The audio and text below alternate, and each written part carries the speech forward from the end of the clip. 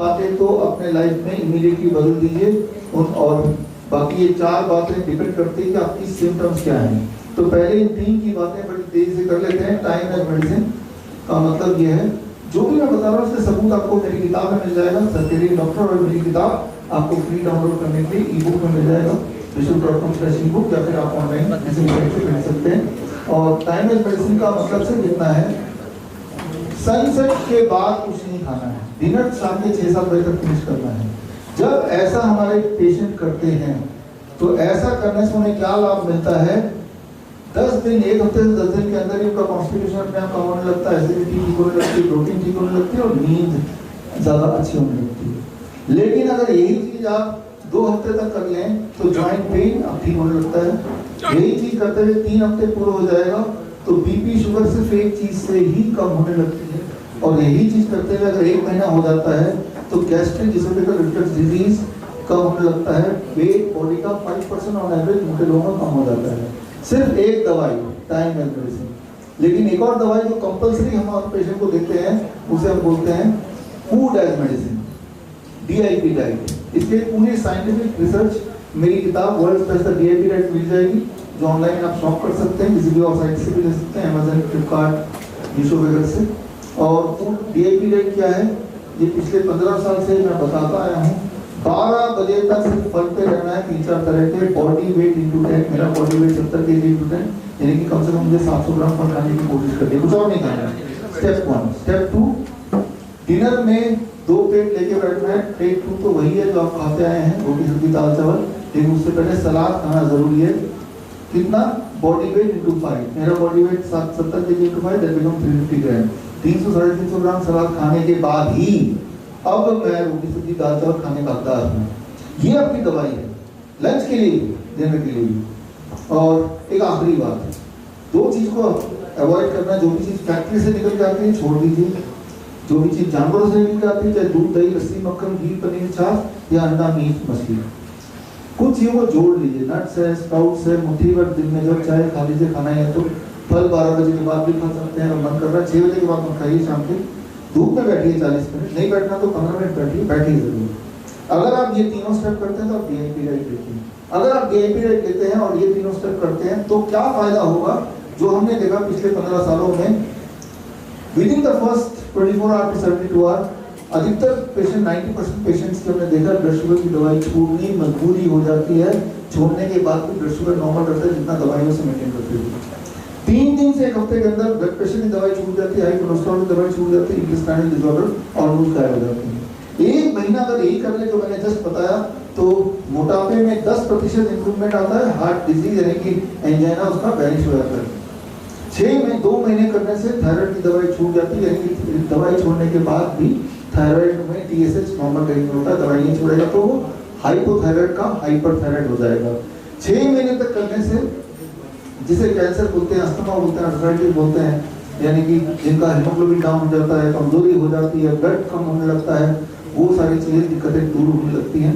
8 महीने में हमने देखा स्किन डिसऑर्डर के पेशेंट, किडनी डिस्फंक्शन के पेशेंट को आराम मिलता है। तो इस तरह से सिर्फ एक DIP डाइट ले लें और time as medicine, don't eat after sunset, तो ये सारे प्रभाव दिखते हैं।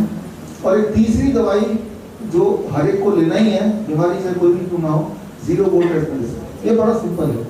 आपका शरीर का वोल्टेज अगर 0 हो जाए तो आपकी इम्यूनिटी 100% हो जाती है।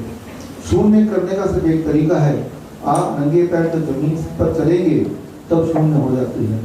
और नहीं तो आप 0 करने के लिए हमारा 0 वोल्ट बेडशीट है, उस बेडशीट को हम तार के माध्यम से जमीन से जोड़ देते हैं। जैसे आपके घर के इलेक्ट्रिकल इक्विपमेंट को अर्थिंग करते हैं, वैसे ही हम बेडशीट को अर्थिंग कर देते हैं। वो सारा कुछ आप इस किताब से पढ़ सकते हैं। ये किताब फ्री डाउनलोड कर सकते हैं मेरे वेबसाइट से या ऑनलाइन कहीं से मिल सकते हैं, तो आपको समझ आएगी बात। 0 वोल्ट में जब आप रहने लगते हैं तो पहले 10 सेकंड में ही आपकी बॉडी की वोल्टेज 0 हो जाती है। यानी कि बाहर जो आप गार्डन देख रहे हैं, नंगे पैर जैसे वहां पे कदम रखेंगे, 10 सेकंड के अंदर ही आपकी बॉडी की वोल्टेज 0 हो जाएगी। वोल्ट मीटर मेरे पास यहाँ रखा हुआ है, हम आपको चेक करके दिखा सकते हैं। 20 मिनट तक अगर आप धरती से जुड़े रहेंगे तो आपका मूड, आपका स्ट्रेस इंप्रूव होने लगता है। 30 से 40 मिनट, 45 मिनट के अंदर हार्ट पैल्पिटेशन को उतना आराम मिलने लगता है। 1 घंटा धरती से जुड़े रहना एक पेन किलर के बराबर है। पेन कैसे कम करना है? जब दर्द हो, सिर दर्द हो, पलक दर्द हो, घुटने में दर्द हो, कहीं भी दर्द हो, तो उसकी एक दवाई है, आप घर से बाहर निकलिए, जूते चप्पल फेंकिए और गार्डन में जाके नंगे पैर घास में मिट्टी में पैर रख के बैठ जाइए। 1 घंटा करेंगे तो उसमें पेन रिलीफ ऐसा होगा जितना पेन रिलीफ एक पेन किलर से होता है। 1 से 2 घंटा धरती जुड़ लेंगे तो आपकी नींद बढ़िया हो जाएगी। ओवरनाइट रात भर अगर 0 वोल्ट बेडशीट पे सोएंगे, 0 वोल्ट बेडशीट कैसे बनाना है उसके लिए ये किताब आप लेंगे, ये किताब भी फ्री डाउनलोड कर सकते हैं मेरे वेबसाइट से, तो आपको समझ आएगी। जिन पेशेंट को वुंड होता है, घाव होता है जो भरता ही नहीं है, उन पेशेंट को हम रात भर सुलाते हैं। और पार्किंसन के पेशेंट को रात भर सोने बोलते हैं 0 वोल्ट बेडशीट पे, तो उनका बीपी भी नॉर्मल हो जाता है। सिर्फ रात भर बेडशीट पे सो के, या पार्किंसन के सिम्टम कुछ दिनों में ठीक होने लगते हैं, वुंड जल्दी ठीक होने लगती है। 7 दिन तक अगर यही करेंगे, धरती जुड़े रहेंगे, तो ब्लड शुगर इस एक चीज से कम होने लगता है। 1 महीने तक रोज धरती जुड़े रहेंगे, खूब खेलेंगे। बच्चों को तो थैलेसीमिया के छोटे बच्चे हैं तो उनका ब्लड शुगर में उनका जो हीमोग्लोबिन है स्टेबल हो जाता है। ये 3 दवाइयां तो आपको लेनी ही है, कोई भी बीमारी क्यों ना हो। अब आते हैं कि इसके अलावा क्या करना है। इन तीनों दवाइयों से आप हर दिन थोड़ा थोड़ा ठीक होंगे, लेकिन अगर तेजी से ठीक होना है और इन पेन में ठीक होना है, तो पेन को ठीक करने के लिए ये बात समझनी जरूरी है कि हमारे बॉडी में जो पेन होता है उसका मुख्य कारण है इन्फ्लेमेशन। बॉडी में कहीं ना कहीं छोटे मोटे घाव हैं, और इन्फ्लेमेशन को ठीक करने के लिए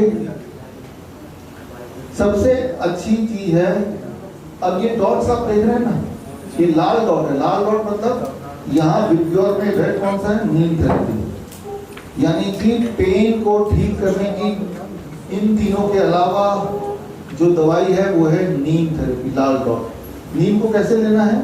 नीम को लेने के लिए नीम के पत्ते का पाउडर जो इसमें भरा हुआ है, ये तो हम भी बेचते हैं, लेकिन आप जरूरी नहीं हमसे खरीदते, बहुत लोग बेचते हैं, कहीं से भी ले सकते हैं। ये सारा प्योर ही होता है। नीम का पत्ते का पाउडर प्योर मिलेगा। क्यों?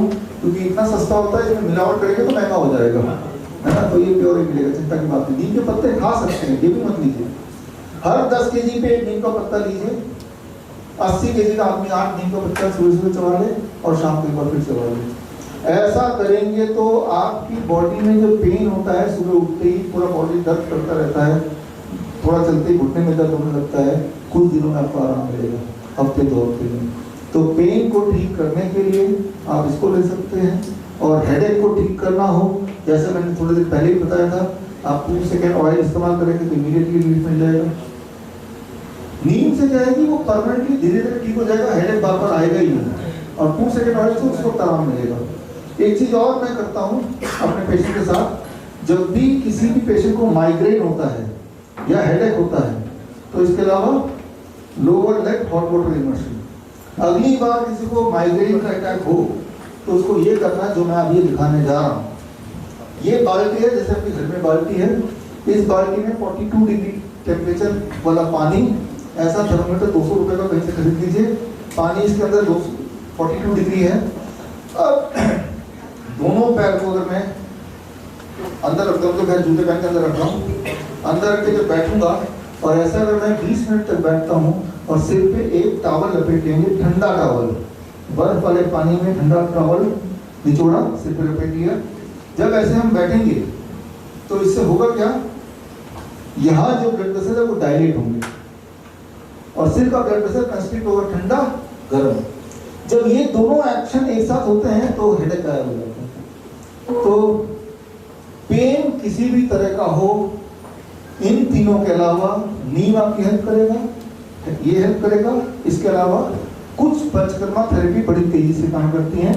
उसके लिए डॉक्टर कृतिका यहाँ पे हैं, डॉक्टर कृतिका आयुर्वेदिक डॉक्टर हैं, वो बताएंगे आपको कि अलग अलग पेन में घर बैठे ही किस प्रकार आप इमीडिएट कुछ रिलीफ पा सकते हैं। नमस्कार, मेरा नाम डॉक्टर कृतिका है। अभी मैं आपको पेन के बारे में बताऊंगी, पर उसमें भी हेडेक अगर है,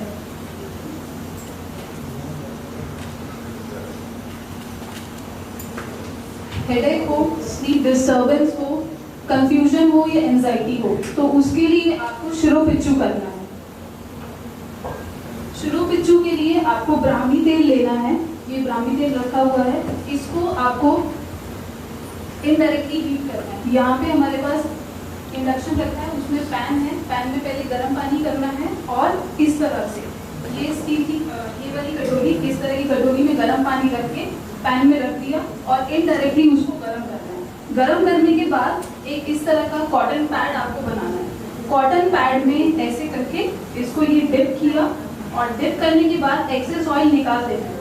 निकालने के बाद आपको ये शिरो पिच्चू है, ठीक है, इस कॉटन पैड को अपने सर के एकदम क्राउन एरिया में रखना है और ऐसा आपको 10 मिनट तक रख के रखना है। 10 मिनट रखने के बाद ये तेल ठंडा हो जाएगा, दोबारा आप तेल गरम करेंगे और वापस से इस प्रोसेस को रिपीट करेंगे। ये 3 साइकिल्स होनी चाहिए, कम से कम 30 मिनट आप इसको करेंगे। 15 से 30 दिन आपको ये डेली करनी है थेरेपी और दिन में किसी भी टाइम आप ये कर सकते हैं।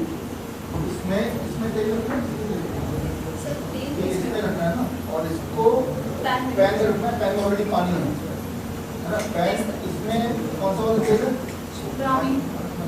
ब्राह्मी तेल, इसमें ब्राह्मी तेल है ऑलरेडी और इसको गर्म करना है, तो डायरेक्ट हीट ना करके गर्म पानी इसमें ऑलरेडी है, इस गर्म पानी के थ्रू इनडायरेक्ट हीट करेंगे। अब वो जब गर्म हो चुका है तब इसे एक कॉटन पैड को डुबो देना उस गर्म वाले तेल में, फिर उसको सिर के ऊपर कहाँ पे रखना है? क्राउन एरिया पे रखना है, सर के बीचों बीच रखना है, क्राउन एरिया पे, ये जगह। इस तरह से आप एक पट्टी बांध सकते हैं सर पे ताकि वो तेल चेहरे पे ना आए आपके। 10 मिनट तक इस प्रोसेस को करना है। 10 मिनट के बाद जब ये तेल ठंडा हो जाएगा वापस से आप तेल गरम करेंगे और उस गरम तेल में आपको दोबारा से डिप करना है। डिप करने के बाद आपको प्रोसेस सेम रिपीट करना है। ये आप 3 बार ये साइकिल करेंगे कम से कम 15 से 30 दिन के लिए, और जैसा कि आपके डॉक्टर ने आपको एडवाइस किया उसके अकॉर्डिंग, और दिन में किसी भी टाइम आप ये कर सकते हैं। तो ये तो एक तरह का पेन हो गया। अगले पे चलिए।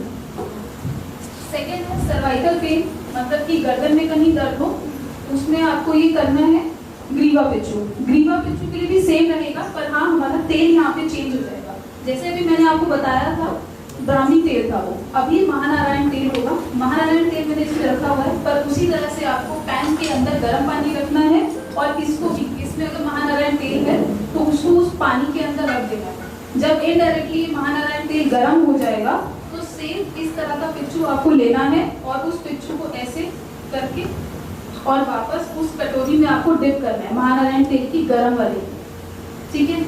ये एक्सेस ऑयल निकाल देना है। निकालने के बाद जिस जगह पर पेन है, जैसे अगर गर्दन पे पेन है तो गर्दन पे आपको इस पिच्चू को इस तरह से अप्लाई करके छोड़ देना आधे घंटे 10 मिनट के लिए। 10 मिनट वाला ये प्रोसेस दोबारा से आपको करना है जब ये तेल ठंडा हो जाएगा। इस तरह से 3 साइकिल्स आपको रिपीट करनी है। ये भी आप 15 से 30 दिन के लिए कर सकते हैं और दिन में किसी भी टाइम। टेम्परेचर आपका वहाँ लिखा हुआ है 38 से 40 डिग्री ये तेल का टेम्परेचर होना चाहिए जो हम तेल गर्म करते हैं। मसल स्पैज्म में भी सेम यही प्रोसेस करना है। जिस मसल में एडहन हो, कोई भी ऐसी मसल है हमारे शरीर में जहाँ पे एडहन है, स्पैज्म है, तो वहाँ पे भी आप इस तरह का पिच्चू अप्लाई कर सकते हैं। थर्ड है बैक एक, मतलब कि कमर में अगर दर्द है तो उसके लिए कटी पिच्चू करना है। कटी पिच्चू के लिए तेल हमारा महानारायण तेल ही रहेगा। ये महानारायण तेल कहीं भी दर्द हो उसमें हम यूज करेंगे, तो ये महानारायण तेल एक ही हम हर तरह के दर्द में यूज कर सकते हैं। तो प्रोसेस वही सेम रहेगा। पहले तेल को गर्म करना है 38 से 40 डिग्री टेम्परेचर पे, इनडायरेक्टली हीट करना है। पैन में पानी होना चाहिए, उसमें तेल गर्म करना है और वही पिच्चू उसमें डिप करना है। और जहाँ पे दर्द है कमर में, जिस भी पार्ट में, अपर बैक हो, लोअर बैक हो, जहाँ भी पेन हो वहाँ पे उस पिच्चू को रखना है। 10 मिनट तक रखे रखना है। फिर उसके बाद जब तेल ठंडा हो जाए तो दोबारा से प्रोसेस रिपीट करना है। 3 साइकिल्स होंगे। ये भी आप दिन में किसी भी दिन कर सकते हैं 15 से 30 दिनों के लिए। फिर है एब्डोमिनल पेन। एब्डोमिनल पेन मतलब कि पेट में कहीं भी दर्द है तो उसके लिए आपको नाभि पिच्चू थेरेपी करनी है। नाभि पिच्चू में जिस तरह से मैंने आपको अभी ये पिच्चू करके दिखाया वही है। महानारायण तेल भी सेम रहेगा। 38 से 40 डिग्री टेम्परेचर होना चाहिए। पर अब जो आपको वो पिच्चू रखना है वो आपको आपका जहाँ पे पेन है, जहाँ एरिया है, जिस जगह पे पेट में दर्द है वहाँ पे आपको ये पिच्चू रखना है। सेम है, 10 मिनट की 3 साइकिल्स होगी। 15 से 30 दिन के लिए आपको करना है, ये जैसा आपके डॉक्टर ने एडवाइस किया है। और दिन में किसी भी टाइम आप ये प्रोसेस कर सकते हैं। अब है नी पेन, मतलब कि घुटनों में अगर कहीं दर्द है तो उसके लिए आपको जो थेरेपी करनी है वो है जानु पिच्चू। जानु पिच्चू भी आपको महानारायण तेल से ही करना है। टेम्परेचर इसका वही आपको जैसे अभी गर्म करने का बताया था, वही इनडायरेक्ट हीट आपको देनी है। गर्म करना है तेल, महानारायण तेल, उसमें आपको पिच्चू डिप करना है। डिप करने के बाद एक्सेस ऑयल निकाल देने के बाद जहाँ पे घुटने में दर्द है उस जगह पर वो पिच्चू आपको लगाकर रखना है। पिच्चू का मतलब हमारा कॉटन पैड जो है, जो हमने ऑयल में डिप किया था। सेम वही है कि 10-10 मिनट की 3 साइकिल्स होनी चाहिए और 15 से 30 दिन आप ये प्रोसेस कर सकते हैं और दिन में किसी बनाए। ये जो आप देख रहे हैं, ये डिजाइन देख रहे हैं कि जिनको इधर मेरे यहाँ पे नहीं दिख रहा, दिख रहा होगा। ये इलाज कराने के लिए आज हम लॉन्च कर रहे हैं, it is called smart protocol, self monitoring and rapid treatment, कि अपने आप को खुद से कैसे मॉनिटर करना है और खुद से ही कैसे ठीक करना है और घर बैठे ही कैसे करना है। फास्टेस्ट, फास्ट हो, सेफ हो, इकोनॉमिकल हो, खुद कर पाए और एक ही तीर से कई निशान लग जाए। तो वो खास ट्रेनिंग आज मैं देने जा रहा हूँ। और ये ट्रेनिंग अगर मैं भारत में ना होके यही वाली ट्रेनिंग अगर मैं विदेश में देता, मलेशिया में देता, तो आप देख रहे हैं मलेशियन गवर्नमेंट की सर्टिफिकेट जो मुझे मिला है, मेरा नाम है, पासपोर्ट नंबर वगैरह दिखाए।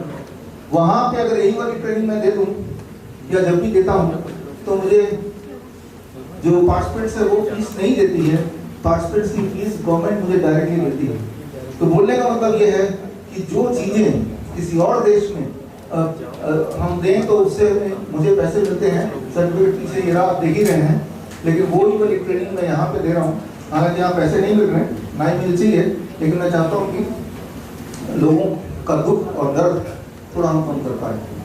सर, आप अक्सर बोलते हैं कि हॉस्पिटल ना जाए, डायग्नोसिस ना कराएं, तो फिर सर जब आप ये बोल रहे हैं तो फिर लोग ठीक कैसे होंगे? मैं ये बोलता हूँ कि हॉस्पिटल ना जाएं, डायग्नोस ना कराएं, अगर तो ठीक कैसे होंगे। लेकिन जो लोग हॉस्पिटल जाते हैं, जो डायग्नोसिस कराते हैं, क्या वो ठीक होते हैं? अगर तो होते हैं तो मैं तो बोल रहा हूँ एक पेशेंट दिखा दो मेरे जो किडनी डिजीज का हो, हॉस्पिटल गया हो, डायग्नोस कराया, ठीक हो गया हो।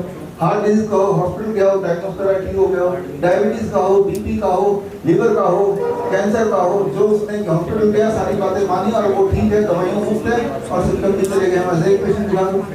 तो ये एक भ्रम है कि एलोपैथिक हॉस्पिटल में जाएंगे, डायग्नोस करेंगे और ट्रीटमेंट करेंगे तो हम ठीक हो जाएंगे, ये भ्रम है। अगर तो भ्रम नहीं है तो मैं बोल ही रहा हूँ, ऐसा एक पेशेंट दिखा दो। सर, 8 बीमारियां कितने जो है कि मुफ्त इलाज के बारे में आज आपको बताने जा रहे हैं। देखिए बीमारियां, जैसे मैंने बताया, बीमारियां 8000 तरह के नामकरण किए हुए हैं। बीमारियों को बीमारी के नाम से ना पहचाने, तो उनके सिम्टम्स हम पहचानेंगे। नाम तो डॉक्टर देता है, नाम डॉक्टर बोलता है वो कैंसर होता है। हमें तो बॉडी चिल्ला चिल्ला के नहीं बोल रही मुझे कैंसर है, मुझे कैंसर है, ऐसी आवाज नहीं है बॉडी के अंदर। बॉडी तो ये बोल रहा है मुझे पेन है, मेरी ब्लीडिंग नहीं रुक रही है, मुझे कमजोरी है, मैं सांस नहीं ले पा रहा, बॉडी तो ये बोलती है। और उसी चीज को डॉक्टर एक नाम दे देता है, उसके बाद से हम अपने आप को उस नाम से पहचानते हैं और यहीं से जो रास्ता है वो बीमार रहने का शुरू होता है, ना कि अपने आप को ठीक करने का। तो आज हम बताएंगे कि 29 तरह से इंसान बीमार पड़ सकता है। वो 29 तरीके कौन है यहाँ पे दिख ही रहा है। और पहले तो वो पहचान करना, सेल्फ मॉनिटरिंग, और उसको जब पहचान लिया ही है तो उसे कैसे ठीक करें।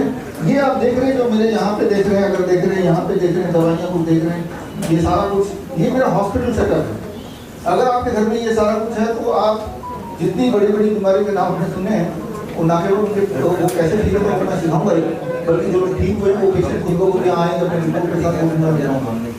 सर, अगर किसी को इमरजेंसी हो जाए, मतलब इमरजेंसी में तो वो एलोपैथिक में जाएगा, इसके लिए क्या कहेंगे? देखिए इमरजेंसी अगर हो जाए तो एलोपैथिक में जाएगा, क्योंकि उसके बाद और कोई रास्ता दिख नहीं रहा है। बाकी सारे तरह के पैकेज को बंद कर दिया गया है। अब जरा सोच के देखिए, मैं आपको उससे कितना बताता हूँ। मान लो इमरजेंसी कैसे होती है, सांसें नहीं आ रही, एक तरह की इमरजेंसी है। अगर सांसें नहीं आ रही हैं तो ये एक इमरजेंसी है और इसमें हॉस्पिटल जाएंगे तो ऑक्सीजन सिलेंडर लगा देंगे। आपके पास पावर बैंक है, अगर पावर बैंक है तो इसका इलाज अभी हो जाएगा। ये पंखा और पावर बैंक कनेक्ट कर दिया। ये समझने वाली बात है, जब 6 इंच दूर पे ये पंखा मैं रख रहा हूँ, यहाँ पे कुछ रिसेप्टर्स है मेरे इस एरिया में, आपके इस एरिया में। ये रिसेप्टर्स में जब कोल्ड एयर का स्प्रे होता है, जैसे ये हो रहा है, तो कुछ देर के अंदर 5 साल में वो लंग्स को ट्रिगर करता है और लंग्स को ट्रिगर करने से आपकी लंग्स बेहतर काम करने लगती है, आपका SpO2 बढ़ने लगता है, आपकी सांसें ठीक से आने लगती है। तो इसके बजाय वही वाला पेशेंट जब हॉस्पिटल जाएगा और उसको वेंटिलेटर में डाल दिया जाएगा और अल्टीमेटली उसकी डेथ हो जाएगी। वेंटिलेटर से सिर्फ और सिर्फ मौत होती है। मैंने तो नहीं देखा कोई वेंटिलेटर से बाहर निकल के जीवित गया हो। तो ये तो मैंने एक उदाहरण दिया, ऐसे कई सारे मैं उदाहरण दूंगा। जैसे किसी को हार्ट अटैक आ गया हो तब इमरजेंसी में जाएगा, किसी की हड्डियां टूट गई तब इमरजेंसी में जाएगा। जबकि इन सबका इलाज याद रखिए, जब किसी की हड्डी टूटती है तो वो डॉक्टर क्या करता है, वो हड्डी को सही जगह प्लेस कर देता है। लेकिन जब उसकी हड्डी जुड़ना शुरू होती है उसमें डॉक्टर का किसी दवाई का कोई रोल होता ही नहीं, वो सिर्फ और सिर्फ आपके बॉडी का रोल होता है। बॉडी उस चीज को कैसे जल्दी से जल्दी कर ले, ये मैं आपको आज बताऊंगा। तो लगता ऐसा है आपको कि मुझे हार्ट अटैक आ गया, हॉस्पिटल जाना जरूरी है, जिस तरह से मुझे दुख हो गया तो मुझे मंदिर जाना जरूरी है। तो जैसे मंदिर जाना अपनी आस्था की बात है, मंदिर जाने की कोई साइंस नहीं बोल सकते। मैं नहीं बोल रहा मंदिर जाओ या नहीं जाओ, मैं तो सिर्फ ये बोल रहा हूँ कि मंदिर जाना आस्था है। सिमिलरली हॉस्पिटल जाना इमरजेंसी में एक आस्था है। मैं तो क्लियरली बोल रहा हूँ, लाइव बोल रहा हूँ, अभी लाइव चली रहा है। अगर कोई साबित करते कि हॉस्पिटल जाने से किसी भी तरह की इमरजेंसी में किसी भी तरह का कोई फायदा होता हो, उसके बचने के चांस ज्यादा होते हो, तो चलो भाई आपकी तरफ से यहाँ पे मैं चैलेंज से एक और अनाउंस करता हूँ कि भाई अगर हॉस्पिटल जाने से किसी भी तरह की इमरजेंसी में थोड़ी बहुत राहत मिलती हो, ऐसा कोई सबूत है तो बता दे, मैं 10 लाख रुपए दे दूंगा।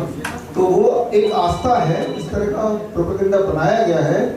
ये जो रेपुटी के हॉस्पिटल्स हैं आज से 60 साल पहले, 70-80 साल पहले नहीं थे, तब भी इमरजेंसी होती थी और तब कैसे इंसान बचता था, चाहे कुत्ते के काटने से या कोई जख्म लगने से, वो सारा कुछ आज हमें ट्रेनिंग देंगे और आप देखेंगे कि ये सारा कुछ बेहतर हो सकता है, घर पे हो सकता है, बिना किसी साइड इफेक्ट हो सकता है। सर आम लोगों में एक बात ये कही जाती है कि अगर किसी को हार्ट अटैक आता है तो सूरत में जो नेचुरोपैथी या फिर आयुर्वेदिक काम नहीं करता, इस पर आप क्या कहें? आम बात में जो कई बातें बोली जाती है, लेकिन हर बात जो बोली जाती है वो सबूतों के आधार पर नहीं होती है। आप तो ये जानते हैं कि जब भी किसी को हार्ट अटैक के सिम्टम आते हैं तो वो हर बार हॉस्पिटल पहुंचता है। लेकिन कुछ लोग ऐसे हैं जो पहुंच नहीं पाते हैं, कुछ लोग ऐसे हैं जो पहुंच जाते हैं।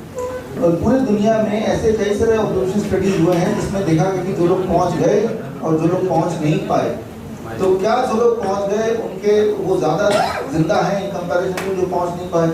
आप हैरान होंगे जान के कि जो लोग पहुंच गए उनके मरने के चांसेस ज्यादा होते हैं। मेरी किताब है हॉस्पिटल ट्रैक, ये किताब है, इसमें मैंने सारे आंकड़े दिए हुए हैं कि हार्ट अटैक केस में अगर आप हॉस्पिटल ले जाए जाते हैं तो आपकी मृत्यु के चांसेस बढ़ जाते हैं, ना कि कम हो जाते हैं। जो मैं बोल रहा हूँ मैं यूं ही अपने अंदाज से नहीं बोल रहा, उसके सबूत मैं आपको साथ में पेश कर रहा हूँ। हॉस्पिटल ट्रैक, ये किताब खरीदने की भी जरूरत नहीं, खरीदना चाहे तो खरीद सकते हैं, लेकिन मेरे वेबसाइट विश्वरूप.com स्पेशल बुक से फ्री डाउनलोड कर सकते हैं कि हार्ट अटैक के बाद अगर हॉस्पिटल ले गए तो उसकी मृत्यु के चांसेस बढ़ जाते हैं। ये अभी तक के एविडेंसेस हैं और मेडिकल साइंस के एविडेंसेस हैं।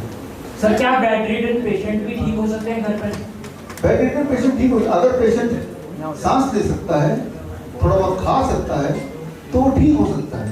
आप कुछ पूछें? सर किडनी स्टोन के बारे में आपका क्या कहना है? किस एमएम की किडनी में स्टोन है? देखिए एक बात मैं बता दूं, यहाँ पे मैं देख रहा हूँ लगभग 100 लोग हैं मुझे मिला के। अगर हम सबके अगर किडनी का अल्ट्रासाउंड करेंगे, हम में से आधे लोगों को इंक्लूडिंग नहीं हो सकता, छोटे मोटे स्टोन होते ही होंगे ही।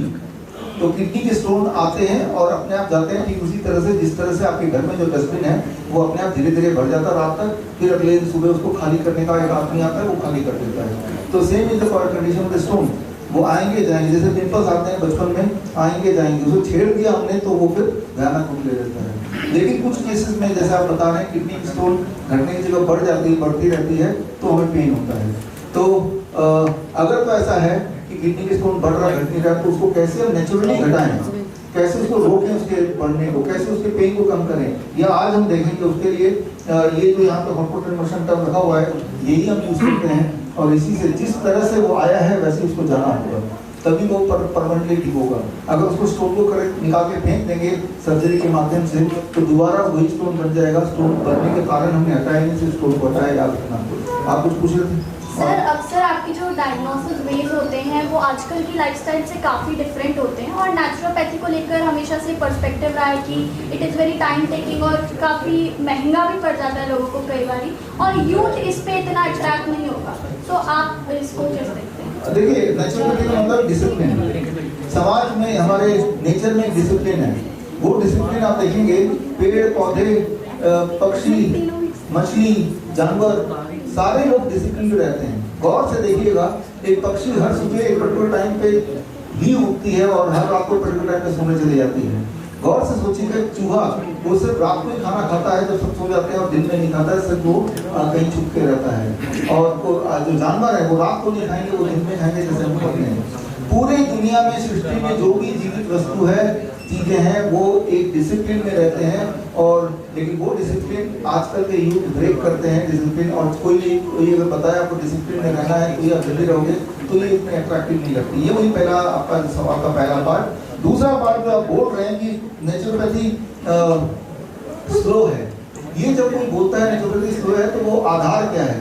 अगर तो स्लो है, मैं एक सवाल पूछता हूँ, अगर किसी को हेडेक हो गया है आप में से किसी को, तो कितना समय लगेगा एलोपैथी की दवाई खाने के बाद हेडेक को जाने में? आप बोलेंगे आधा घंटा, पौना घंटा, 1 घंटा, कुछ तो बोलेंगे। लेकिन अगर बोलूँ नेचुरोपैथी से या आयुर्वेद से 2 सेकंड में आपकी हेडेक गायब हो जाएगी। मैं तो ये 2 सेकंड हेडेक ऑयल है, अगर आप में से किसी को हेडेक है तो अभी ये ले लीजिए और अभी सुन के देखिए, सुनते ही विदिन 2 सेकंड गायब हो जाएगा। तो ऐसे ही मैं कई उदाहरण दूंगा जहां आप देखेंगे कि मिनटों में, सेकंडों में नेचुरोपैथी आयुर्वेद काम करता है अगर सही इंग्रेडिएंट हो तो। लेकिन प्रॉब्लम ये है कि आयुर्वेद में भी जो कमर्शियली बड़े बड़े कंपनीज दुकानों में बेच रही है, ये बता के कि इसके अंदर ये हर्ब है, इसके अंदर ये हर्ब है, अगर उतने हर्ब में वो केमिकल, वो ऑयल बनाना हो उनको, तो जितना दाम वो लग रहा है उसका 4 गुना दाम रखना पड़ेगा। तो वो चीज़ तो अंदर है ही नहीं। फिर हम बोलते हैं ये काम क्यों नहीं करती, पेन क्यों नहीं कम करती, टाइम लग जाता है, क्योंकि जो आधार है आयुर्वेद का वो ठीक से यूज नहीं कर रहे हैं। और उसके नाम पे नाम तो ऊपर लिख दिया कि भाई आयुर्वेदिक फॉर्मुलेशन, लेकिन अंदर वो माल है ही नहीं। जिस तरह से आपको पता है कि घी, कमर्शियल घी जो खरीदेंगे, अगर आपके पास गाय है, भैंस है, घर में घी बनाएंगे तो 4 गुना ज्यादा पैसा लगेगा बनाने में। जितना उसको चारा देंगे, जितना आप ईंधन लगाएंगे, तो तब जाके वही वाला घी बनेगा। जाहिर सी बात है, जो घी कमर्शियली आती है वो नाम का घी है लेकिन काम का घी नहीं है, वो तो एक केमिकल है। तो naturality is very very fast. आज मैं साबित करके दिखाऊंगा, very very fast, very very effective, अगर हम इंग्रेडिएंट नेचुरल ले तो। डॉक्टर साहब, आप लोग कहते हैं कि आपका जो इलाज है वो बड़ा महंगा होता है और उसी में आप कहते हैं कि घर का जो सामान होता है उसी से आप अपना इलाज करा सकते हैं, ये थोड़ा सा बता दीजिए। देखिए, मैंने अभी आपको बताया घर का सामान से आप इलाज कर सकते हैं। जैसे कि मैंने आपको अभी दिखाया कि ब्लड प्रेशर में से कोई छोटा सा पंखा का काम कर सकता है जो वेंटिलेटर के लिए आप सोचते हैं। लेकिन अगर कोई बोलता है कि आप हम आपके हॉस्पिटल में रहेंगे और आप खुद ही कर दीजिए, तब तो हॉस्पिटल का एक इंफ्रास्ट्रक्चर है, उसमें तो पैसा लगेगा ही। बल्कि लेकिन तब भी मैं प्रेरित करता हूँ लोगों को कि आप मेरे हॉस्पिटल में, मेरे क्लिनिक में मत आइए, आप इस तरह के क्लिनिक में करके खुद ही अपना डॉक्टर बन जाइए, बी योर ओन डॉक्टर। लेकिन अगर कोई आलसी आदमी है, वो करना नहीं चाहता, वो चाहता है कि हम ही करके दें। कई लोग ऐसे भी होते हैं जिनका पेट मुझ पे ज्यादा है कि आपके सुपरविजन में रह के ही ठीक होंगे। तो आपको समझना होगा, मेरा जो मेन काम है लोगों को टीच करना, जो कि मैं अभी कर रहा हूँ। लेकिन एक करके अगर पेशेंट को मुझे देखना पड़े तो 1 महीने में बहुत पेशेंट नहीं देख पाऊंगा। अगर देखूंगा तो मेरा काम छूट जाएगा। तो मेरा जो फीस है वर्चुअल ओपीडी बोलते हैं 1 महीने का, वो 25,000 रुपए है। लेकिन याद रखिए, हम उस पेशेंट से 25,000 ले रहे हैं जो पेशेंट पिछले 20 साल से डायबिटीज की, बीपी की कई सारी गोलियां अलग अलग बीमारी में ले रहा है, हजारों लाख रुपए खर्च कर चुका है, और उस पेशेंट को दवाई फ्री, बीमारी फ्री कर रहा हूँ 1 महीने में। तो उस हिसाब से अगर देखें तो 25,000 ज्यादा नहीं है पहली बात तो। और जिसको 25,000 नहीं देने हैं वो आज का ये ट्रेनिंग करके खुद ही कर ले। और वो जो पैसे आते भी हैं वो इस तरह के आयोजन में हम यूज करते हैं ताकि लोगों को फायदा हो। तो मैं तो खुद ही चाहता हूँ कि हमारे वर्चुअल ओपीडी में मत आइए, हमारे जो ट्रेनिंग कोर्सेज आप देख रहे हैं ये भी मत कीजिए। ये फ्री वाला जो ऑनलाइन ट्रेनिंग है ये भी भरपूर इफेक्टिव है, इसे कर लीजिए। हमारी फ्री ई बुक्स हैं जो मेरी वेबसाइट पे हैं, उसे ले लीजिए। तो लेकिन कुछ लोग हैं जो पैसा देना चाहते हैं तो वो दे सकते हैं, क्योंकि उसी से हमारा काम भी आगे बढ़ता है। और सर ऐसे ही कई इमरजेंसी मोमेंट होते हैं, जैसे कि कभी हड्डी टूट जाती है, किसी की एक्सीडेंट, तो वो भी जो वो नेचुरोपैथी या आयुर्वेद को छोड़कर वो एलोपैथी की तरफ भी भागता है जल्दी से जल्द वहाँ पर ठीक हो जाए। तो इसमें आयुर्वेद और नेचुरोपैथी का रोल क्या रह जाता है फिर? नहीं, देखिए, मान लो यहाँ पे आपने समझ लिया मेरी हड्डी टूट जाती है तो मैं क्या करूँगा? पहली बात तो यही है, ठीक है ना। तो बस चले तो मैं नेचुरोपैथी हॉस्पिटल में जाऊँगा, लेकिन आप बताइए पूरे घर में नेचुरोपैथी हॉस्पिटल है कोई, आयुर्वेदिक हॉस्पिटल है कोई? सारे चीज को हटा दिया, फिर क्या किया कि जाना है कि ये जगह बचा है। इसलिए it is not like that कि वो दे आर चूजिंग कि 3 हॉस्पिटल सामने सामने तो मैं एलोपैथी में जा रहा हूँ, ऐसा नहीं है। 99.9% जो बजट है भारत सरकार का वो एलोपैथी के लिए है। और 0.1% बजट पूरा आयुष के लिए है। तो जो चीज़ एग्जिस्ट नहीं करती वहाँ वो जाया जा सकता है। तो याद रखिए, जो सर्जरी के फादर माने जाते हैं सुश्रुत, आयुर्वेद के जो रचयिता बोल सकते हैं, तो सुश्रुत से सर्जरी आई थी, लेकिन उसी सर्जरी को अपना बना लिया और आयुर्वेद के जो बड़े बड़े पहले हॉस्पिटल हुआ करते थे आज से 100 साल पहले, वो सब गायब करा दिए गए। आयुर्वेद के बड़े बड़े टेक्निक्स हैं, आज उनमें से कुछ आप देखेंगे ही, वो कहीं गायब कर दिया। आयुर्वेद की फॉर्मुलेशन है वो नकली आने लगी, वो मैं आपको दिखाऊंगा आज। और अब बोलते हैं कि आयुर्वेद इफेक्टिव नहीं है, आयुर्वेद में कोई जाना नहीं चाहता। अरे वो है ही नहीं ना, वो यहाँ पे नेचुरोपैथी हॉस्पिटल है ही कहाँ? अगर होता तो जरूर जाते हैं। हमारे कुछ हॉस्पिटल्स हैं जो नेचुरोपैथी के प्रिंसिपल काम करते हैं, तो मैं तो प्रेफर करूंगा कि हमारे नेचुरोपैथी हॉस्पिटल में आइए और देखिए कि हर तरह का इलाज, इवन आपके हड्डी टूटने का इलाज किस तरह से हम करते हैं। और अगर वहाँ नहीं जाना तो आज का ये ट्रेनिंग जरूर कर लीजिए। सर कहते हैं कि उपचार से एहतियात ज़्यादा अच्छी है, और आजकल की जो दिनचर्या है और आजकल जो लाइफस्टाइल है वो भी लोगों की बहुत ज़्यादा खराब है, और ये बीमारियों का कहीं ज़्यादा कारण भी कहते हैं। तो इस पर आप क्या काम कर रहे हैं? देखिए, ये तो बात सही है कि प्रिवेंशन बेटर देन क्योर, जैसा आप जानते ही हैं, लेकिन ये थोड़ा पुराना मुहावरा हो गया है, कोई इस पे ज़्यादा अट्रैक्शन होती नहीं है, तो जबकि ये बात सच है ना। तो मैं तो ये बोलता हूँ कि जरूर बीमार पड़ गए तो अब वो कैसे ठीक हो जाएंगे। एक बार ठीक हो जाएंगे तो अकल भी ठिकाने पे आ ही जाएगी कि हमने जो गलती की थी। देखिए, इन सबको बोलते हैं लाइफस्टाइल डिजीज। लाइफ का स्टाइल, लाइफस्टाइल का मतलब है लाइफ के स्टाइल को जैसा आपने किया उस तरह का आपकी हेल्थ हो गई। तो लाइफ के स्टाइल को ठीक करने से लाइफ अपने दोबारा ठीक हो जाएगी। तो जिस लाइफस्टाइल की वजह से ये बीमारी है, वो लाइफस्टाइल जब तक छोड़ेंगे नहीं तब तक वो बीमारी जाएगी नहीं, चाहे आप कितनी भी दवाई लेने या जो मर्जी इलाज कर लें। डॉक्टर साहब, मैं जितेंद्र बस, नेटवर्क 10 चैनल से। मेरा सवाल है कि आजकल देखा गया है कि लकवा जो है, पैरालिसिस की बहुत दिक्कतें हो रही हैं और बड़े बुजुर्गों में आती है, ज़्यादातर देखने को मिलती है। तो इसके लिए हमें क्या, किस तरीके का प्रिवेंशन रखना चाहिए कि हम बच सकें, और क्या इसके इलाज हो सकते हैं घर में, घरेलू उपचार? हाँ, देखिए, पहली बात तो पैरालिसिस है, हार्ट अटैक है, कार्डियक अरेस्ट है, सारा कुछ काफ़ी बढ़ गया पिछले 4-5 साल में, जब से आप लोगों ने कोविड के 2 खुराक लगाए हैं। पहले भी पैरालिसिस होते थे। तो ये तो एक बात, इसका प्रिवेंशन तो ये कि किसी की तरह का कोई एलोपैथिक ड्रग ना लें, किसी की तरह का कोई वैक्सीन ना लें, that is the first thing. और लकवा अगर हो ही गया किसी को तो उसे उसका इलाज कैसे घर बैठे करें, ये आज का हमारा ट्रेनिंग का पार्ट है। पैरालिसिस में घर बैठे घर के सामान से हम पैरालिसिस को किस प्रकार ठीक करें, एविडेंस बेस्ड तरीके से तेजी से कैसे ठीक करें, तो वो आज हम सीखेंगे। सर, आप बीमारियों से ठीक करने के लिए तो उपाय बताते हैं, स्वस्थ इंसान स्वस्थ कैसे रह सकता है हमेशा के लिए, उसके बारे में आप क्या कहना चाहेंगे? देखिए, स्वस्थ इंसान को स्वस्थ रहना है तो यानी कि वो जो कुछ कर रहा है और शायद उसी वो ऑलरेडी ठीक ही कर रहा है, तभी वो स्वस्थ है at the very first place. आप किसी भी स्वस्थ इंसान को ढूंढिए जो बोले कि वो स्वस्थ है, फिर उसका लाइफस्टाइल देखिए तो जाने अनजाने वो कुछ ना कुछ ऐसा कर रहा है जिसकी वजह से वो स्वस्थ है। उसकी वजह से वो जल्दी उठ जाता होगा, शाम को खाना जल्दी डिनर कर लेता होगा, अपने खाने में भरपूर फ्रूट्स एंड वेजिटेबल रखता होगा, refined food, fast food, dairy product ये सब ज़्यादा इस्तेमाल नहीं करता होगा, तो ऑटोमेटिकली थोड़ा ग्राउंडिंग धरती के साथ जुड़ा होगा, खेत वेत में जाता होगा, तो वो स्वस्थ है। तो अगर कोई स्वस्थ है तो वो जो कर रहा है शायद वही उसकी मदद कर रहा है, तो वो करते रहेगा, वो कर पाएगा, तो वो स्वस्थ ही रहेगा। डॉक्टर साहब, कोरोना काल के समय पे मैंने अपने मम्मी पापा का इलाज जो है आपने जो ट्रीटमेंट बताया था वेजिटेबल्स के ऊपर और फ्रूट्स के ऊपर, वो किया था, वो कारगर हुआ था। मेरा लड़का है 4 साल का, अभी उसको पीलिया हो गया है बहुत ज़्यादा लेवल पे, तो अचानक उसको कैसे करना चाहिए? मतलब आपके उपचार देना चाहिए या हॉस्पिटल लेके जाके? उन्होंने कहा कि भर्ती होगा ये। हाँ, देखिए, पीलिया बच्चों को पीलिया हो जाता है पहली बात तो, इसमें घबराने की कोई बात है ही नहीं।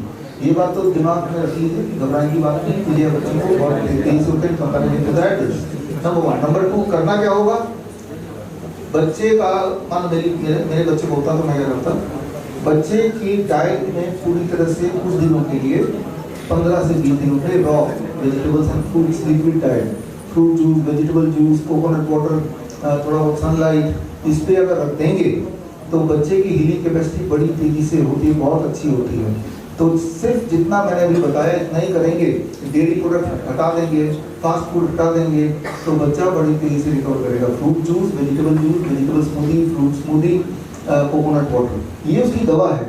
सनलाइट, ये उसकी दवा है। हो सके तो थोड़ी बहुत देर ग्राउंडिंग अगर हो सके तो बच्चा रिकवर कर देगा बड़ी तेजी से। हॉस्पिटल में डॉक्टर ने ऐसा बोला है कि अगर इसको भर्ती नहीं कराया तो इसके दिमाग में पहुंच जाएगा और ये भाग जाएगा, मतलब इसका दिमाग भी ऐसा कुछ हो सकता है क्या?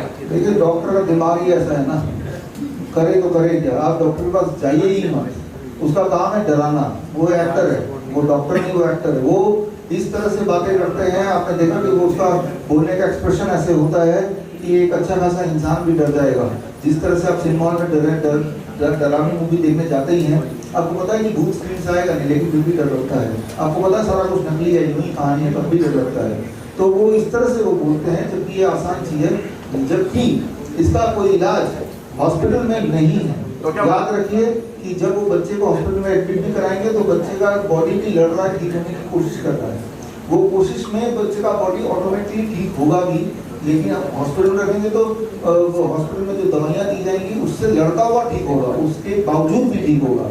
इसलिए मैं तो ये बोलता हूँ कि बिल्कुल मत ले जाइए हॉस्पिटल में। एक तो पहले ही बीमार है, ऊपर से हॉस्पिटल ले जा रहे हैं, तो उसकी बीमारी और बढ़ने वाली है। मैं ये बताना चाह रहा हूँ कि पीलिया के लिए हॉस्पिटल में ऐसी कोई दवाई या इलाज है ही नहीं जिससे बच्चे को थोड़ा भी रिलीफ मिले, है ही नहीं।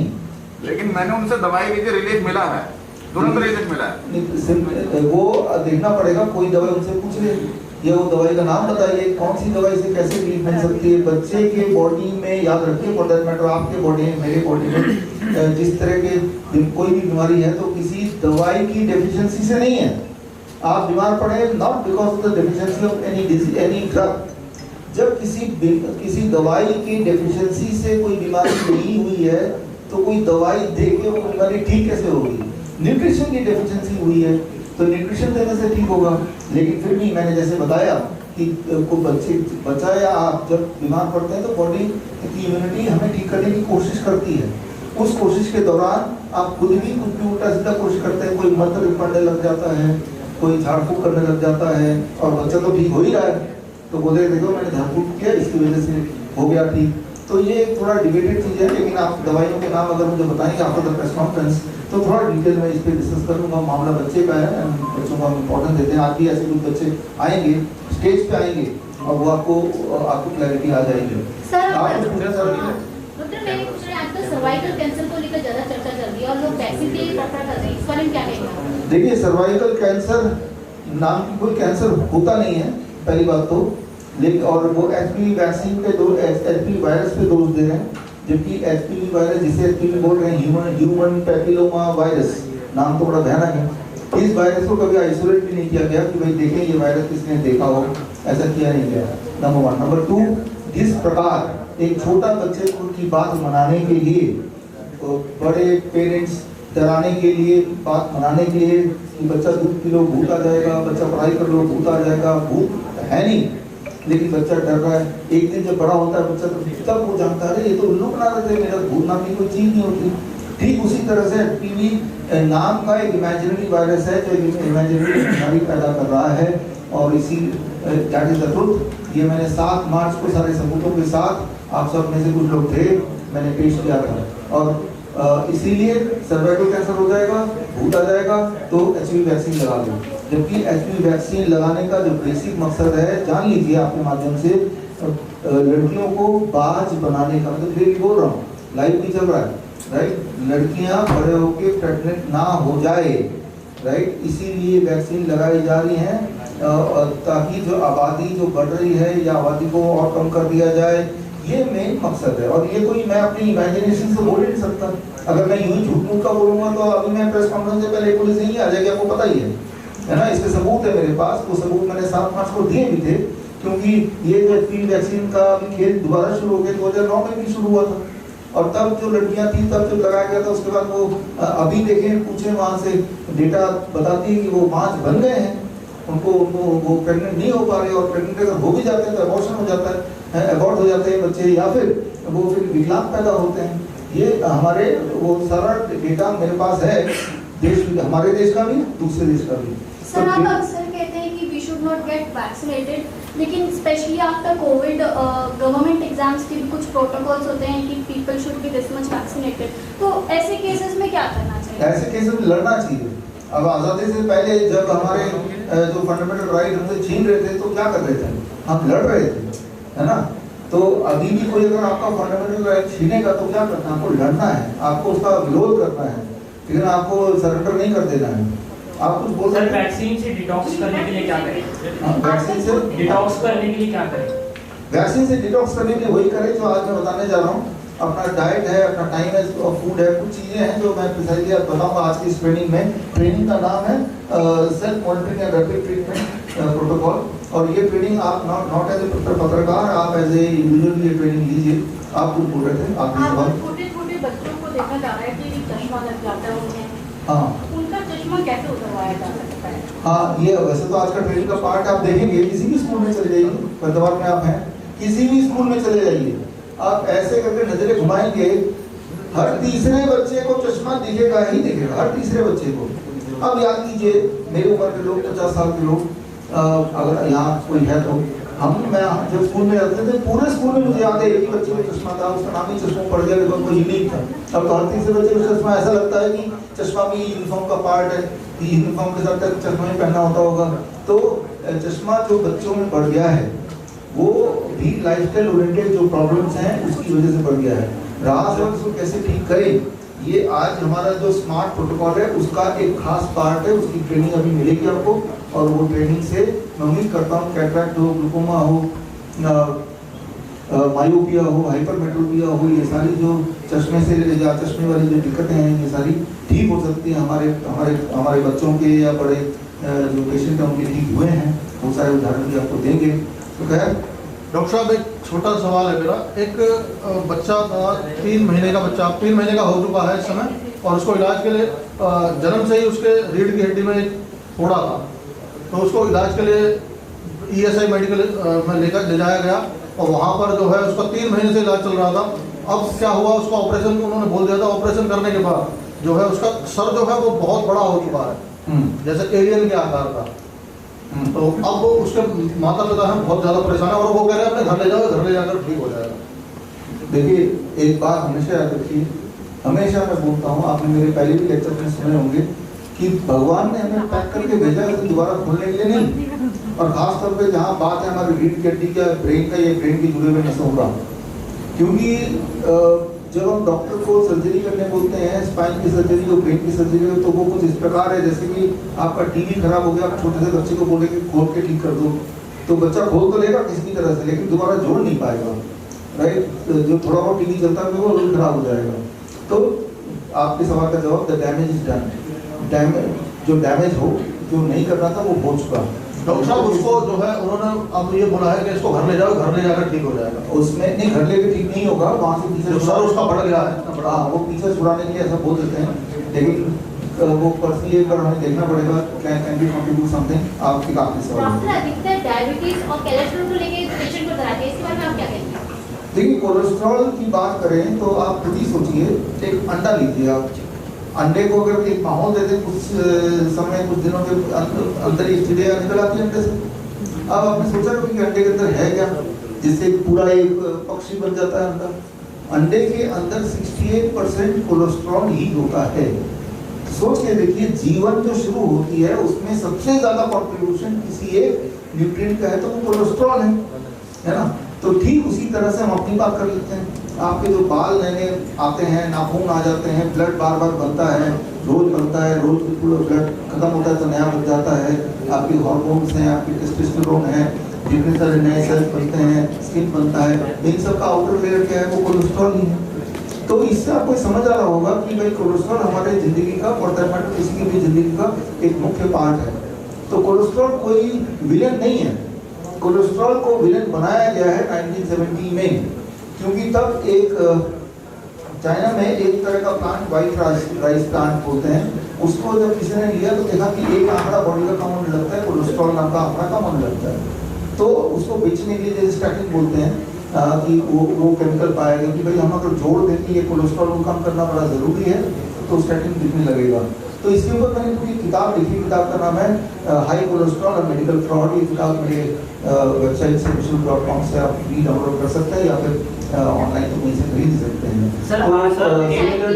डायबिटीज का देखिए, डायबिटीज का मतलब सिर्फ इतना ही होता है कि आपके बॉडी में शुगर जितना होना चाहिए ब्लड में उससे ज़्यादा है। शुगर की अहमियत हमें पता है कि अभी हम जिंदा हैं, बात कर पा रहे हैं, मैं बात कर पा रहा हूँ कि हमारे हर सेल में शुगर है। तो sugar is important in any way, लेकिन जब ब्लड में शुगर की मात्रा ज़्यादा हो जाती है तो हमारे सर्कुलेशन थोड़ा ढीले हो जाता है, और जिससे हम खुद ही ढीले हो जाते हैं। तो अब इसमें क्या है कि आपके बॉडी में समझाने के लिए बता रहा हूँ, अगर किसी के का ब्लड शुगर ग्लूकोमीटर में 100 आता है, 100 आता है, ग्लूकोमीटर चेक करते हैं 100 आ गया, क्लियर हो गया, 100 mg पर डेसिलीटर। इसका मतलब ये है कि आपके 1 लीटर खून में 1 ग्राम शुगर है, क्लियर हो गया। मान लो आपका 1 लीटर खून निकाल दो, उसको छानने लग जाओ तो कितना शुगर निकलेगा? 1 ग्राम। लेकिन मेरे बॉडी में तो 5 लीटर खून है, तो मेरे बॉडी में कितना शुगर निकल जाएगा? 5 ग्राम। 5 ग्राम मतलब 1 चम्मच, 1 चम्मच, यानी कि मेरे पूरे बॉडी को छान लेंगे ब्लड को तो 1 चम्मच शुगर निकलेगा। अगर मेरा ग्लूकोमीटर में कितना नंबर आ रहा है? 100। अच्छा, किसी ग्लूकोमीटर 200 आ रहा है तो कितना चम्मच हो गया? 2 चम्मच हो गया ना।